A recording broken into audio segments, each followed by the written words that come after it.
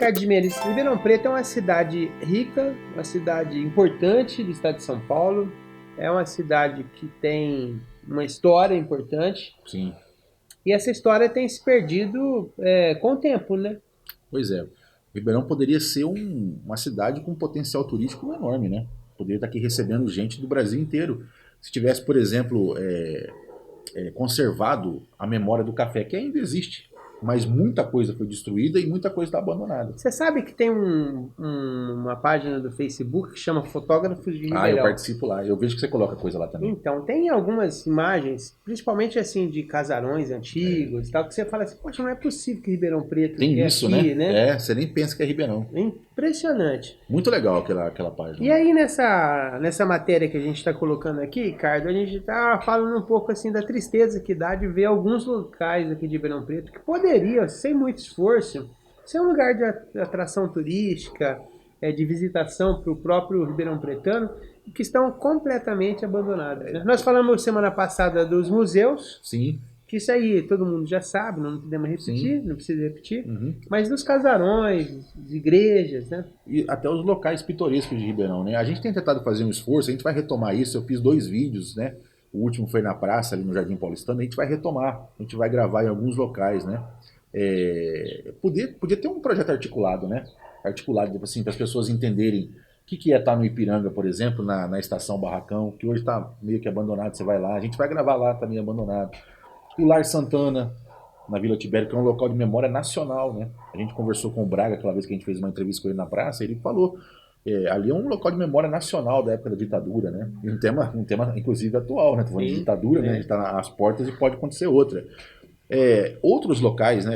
A gente coloca aqui no resumo os Campos Elíseos. Campos Elíseos é um local que é um bairro tradicional que tem muitos locais de memória. Você conhece muito mais que você morou lá. Quantos locais ali nos Campos Elíseos as pessoas estão passando e não têm a ideia do que aquilo representa de história? Nossa, muita coisa. Alguns largos, o calçamento paralelepípedo. Na própria Avenida Saudade, se a gente for olhando com bastante atenção, tem lugar onde que o muro tampa completamente locais maravilhosos. Então assim, tá lá escondido. Falta um olhar mais sensível para isso, né? Tem a Santa Casa mesmo, tem uma parte dela que chama o Pavilhão da Santa Casa, que é um lugar assim, muito triste, porque quando não existia o SUS, era muito pior, porque não tinha lugar nenhum para levar as pessoas. Então jogava lá no Pavilhão da Santa Casa, pavilhão porque era um lugar enorme, dividido por umas coisinhas de pano, e que cabia só as macas. E lá era um prédio lindo, maravilhoso, que atendia as pessoas que não tinham condição nenhuma e jogava as pessoas lá mesmo. Era como se fosse um barracão de guerra. Verdade. Que atendia. Minha mãe foi cuidada lá. Então, estou lembrando isso porque lá nesse barracão da Santa Casa, que se chama Pavilhão da Santa Casa, é um lugar onde que ninguém olha aquilo lá como um patrimônio. Uma arquitetura antiga, né? Ninguém olha aquilo lá como um patrimônio da cidade. Sim. Que está escondido lá dentro. Sim. Prédios escolares, históricos, espaços, mesmo na rua, né? A gente falou a semana do Largo da Igreja de Santo Antônio. Muita história. Falando só dos Campos Elíseos, hein? A gente falou do Lar Santana na Vila Tibério, mas existem outros locais de memória em Ribeirão Preto inteiro. Falta. A gente está tratando aqui no resumo, Paulinho, sobre dois patrimônios arquitetônicos que estão abandonados. Um completamente abandonado e o outro em grande dificuldade. Estou falando da igreja Santo Antônio Pão dos Pobres, que fica na Vila da Saudade, e ao lado um casarão, ambos são do século XIX, um casarão onde funcionou por algum tempo a Academia Ribeirão Pretana de Letras Jurídicas, que foi montada ali pelo Rubens Cioni, que é um historiador, professor, jurista de Ribeirão. Quando o Rubens Cioni faleceu em 2007, aquela casa foi sendo abandonada. Ano passado, em plena Semana da Pátria, o casarão pegou fogo e até hoje está abandonado. Então as pessoas usam a passagem do casarão para entrar na igreja e fazer furto. Esses dias furtaram lá cabos, fiação, tudo mais da igreja, né? O pároco, inclusive, estava denunciando isso. Então, assim, são dois conjuntos arquitetônicos do século XIX que tem uma história bonita, num bairro que já é um bairro interessante, que está abandonado. Algumas coisas em Ribeirão estão sendo reformadas, né? A gente falou que a prefeitura pegou empréstimo, que não é o ideal, para poder reformar os museus. Foi entregue agora a biblioteca assim, à Junqueira, né, novamente. Aquele casarão da rua, como é que chama aquela rua ali? Álvares Cabral, né? Também foi reformado. Então, algumas coisas boas acontecem, mas falta um projeto de conjunto, né? Um projeto de cidade assim que integre tudo isso, né? Eu sinto falta.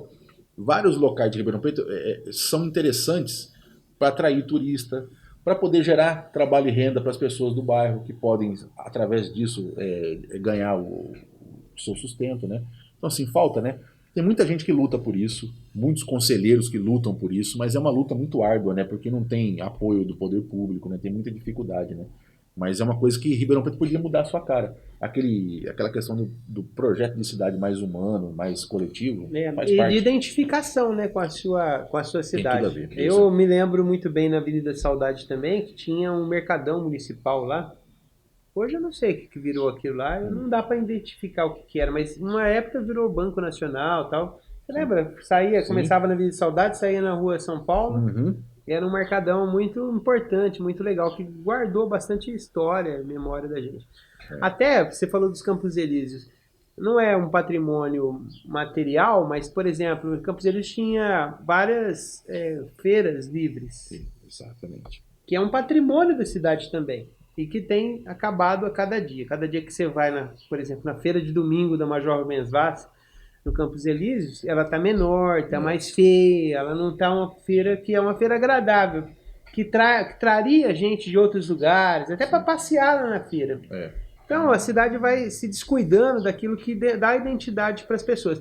E quando a pessoa perde a identidade daquilo que é seu, ela não liga mais para nada e aí vira esse abandono. E a gente está falando aqui de dois patrimônios, você falou bem, o patrimônio material e o patrimônio imaterial, que é o patrimônio cultural, do pertencimento, da pessoa saber o que aconteceu naquela região.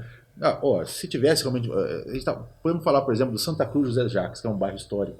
Podemos falar lá do Ribeirão Verde, onde tem a primeira igrejinha. Não é? Muita gente de Ribeirão Preto nem sabe disso. Conheci muito aquela igreja lá, da Dona Geralda. Geralda de Souza Espim, que agora é um prédio de escola, que era coordenadora daquela igreja lá. Podemos falar da Vila Virgínia, podemos falar do Jardim Paulista, a Rua Camilo de Matos, né? A rua, como é que chama a outra rua ali debaixo da Camilo de Matos? A Henrique Dumont, que é histórica, né? Muita coisa, muita gente hoje ainda viva poderia contar essa história e ajudar o poder público a colocar essa história aos olhos das pessoas, para que você pudesse estar passando no local de memória de Ribeirão Preto e saber que aquilo ali é um local de memória. É isso aí. É isso que falta. E ter orgulho da cidade que a gente mora, né? O que às vezes, quando a gente fala mal da cidade ou acha ruim alguma coisa, não é porque a gente tá querendo descer o cacete na cidade, é porque a gente gosta da cidade e gostaria cada vez mais de apresentar a cidade como uma cidade importante, uma cidade humana, uma cidade que pudesse preservar seus laços históricos e de solidariedade com o povo. E a gente vai continuar aqui na nossa luta. Beleza. Isso aí.